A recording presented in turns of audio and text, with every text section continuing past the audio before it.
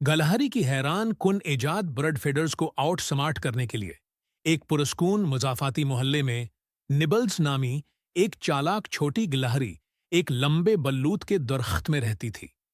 نبلوں کو بیج گری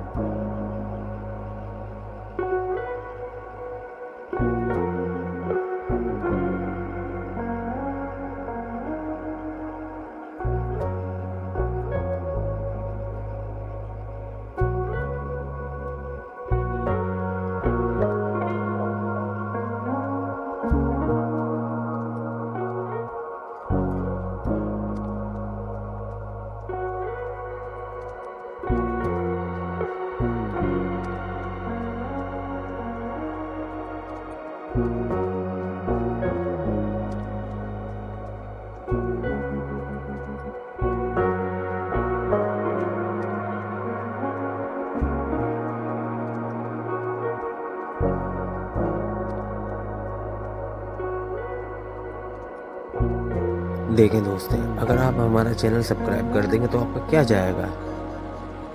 آپ کے یوٹیوب چینل پہ صرف ایک سبسکرائب بڑھ جائے گا، لیکن سبسکرائب کی وجہ سے میری لائف سیٹ ہو جائے گی۔ تو please subscribe to watch my videos. Thank you.